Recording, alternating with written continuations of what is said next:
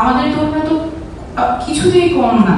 আমাদের তরুণরাই তো বাইরে গিয়ে টপ ইন্ডাস্ট্রিজে কাজ করছেন, বাংলাদেশি তরুণরাই কাজ করছেন। তাহলে Y Kant we do the same in Bangladesh? আমাদের অভ্যুত্থানে একদম সামনে থেকে নারীরা নেতৃত্ব দিয়েছেন, কিন্তু তারপর আমরা দেখেছি অনেকভাবে নারীদেরকে সাইডলাইন করে দেওয়া, সাইবার বুলিং, হ্যারাসমেন্ট, অনেক কিছু শিকার হতে হচ্ছে। কিন্তু তারপর নারীরা থেমে নেই।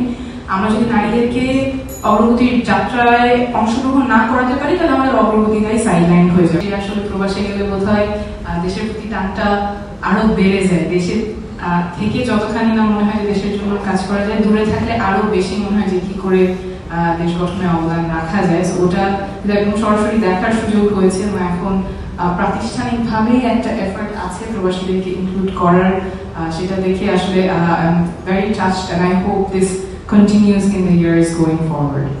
এমন বাংলাদেশ চাই যেখানে প্রত্যেকের অধিকার সংরক্ষিত থাকবে, মানবিক মর্যাদা থাকবে। খুব বেশি চাওয়া না, কিন্তু এই যে অধিকার সংরক্ষিত থাকা, মানবিক মর্যাদা থাকা, এটা যাতে নির্ভর না করে কার পকেটে কত টাকা আছে, ক্ষমতাসীন কে কাকে চেনে, সেটার উপর নির্ভর করবে এমন বাংলাদেশ চাই না। হাসপাতালে একটা সিট পেতে হলে কোনো রাজনীতিবিদের রেফারেন্স লাগবে, ভূমি অফিসে ফাইল মুভ করার জন্য ঘুষ দিতে হবে, সেই বাংলাদেশে আমরা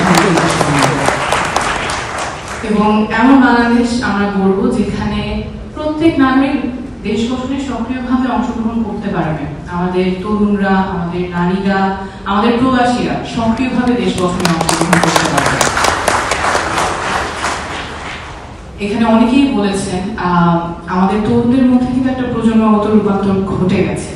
তরুণরা যাতে রাজনীতি বিমুখ না হয়, তরুণরা এখন রাজনীতি নিয়ে যতখানি ইন্টারেস্টেড, দেশ গঠনে যতখানি ইন্টারেস্টেড, এটা আমাদের লালন করতে হবে। আমরা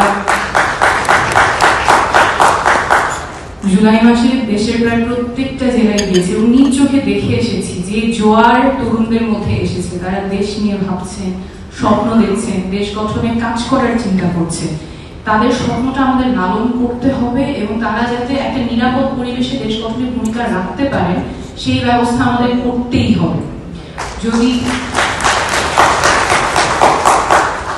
যদি আবারও তরুণদের স্বপ্ন ভঙ্গ হয়, তাদের যদি আবার আশাহত হতে হয়, বারবার রাস্তায় নামতে হয়, যেটা হচ্ছে একটু আগে বলেছেন, আমার মনে হয় দেশ আবার একটা সংকটে পড়ব, সেই জায়গায় আমরা যেতে চাই না। আমাদের ঠাকুরগাঁয়ের লামিন, সিরাজগঞ্জের জুবাইর যে আশা নিয়ে 24-এ মাঠে নেমেছিল, যে স্বপ্ন নিয়ে মাঠে নেমেছিল, সেটা আমাদের বাস্তবায়ন করতে হবে। আমাদের তরুণরা তো কিছুতেই কম না। আমাদের তরুণরাই তো বাইরে গিয়ে টপ ইন্ডাস্ট্রিজে কাজ করছেন, বাংলাদেশি তরুণরাই কাজ করছেন। তাহলে Y Kant we do the same in Bangladesh? And I dream of a Bangladesh যেখানে young people from all over the world will come to Bangladesh for excellence in training, excellence in education. এবং ওই জায়গায় I don't see why we cannot do that.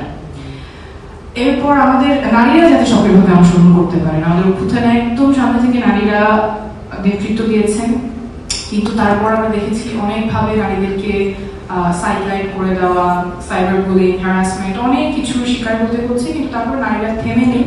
আমরা যদি নারীদেরকে অগ্রগতির যাত্রায় অংশগ্রহণ না করাতে পারি, তাহলে আমাদের অগ্রগতিটাই সাইডলাইন হয়ে যাবে। তো আমি স্বপ্ন দেখি আমার ব্রাহ্মণবাড়িয়ার তিথি, রাজবাড়ির আফরিন, ওরা যখন চিন্তা করছে আমি দেশ গঠনে কাজ করতে চাই, রাজনীতি অংশগ্রহণ করতে চাই, সেখানে তার বাবা মায়ের চিন্তা করতে হবে না যে আমার মেয়েটা সেখানে নিরাপদ থাকবে কিনা।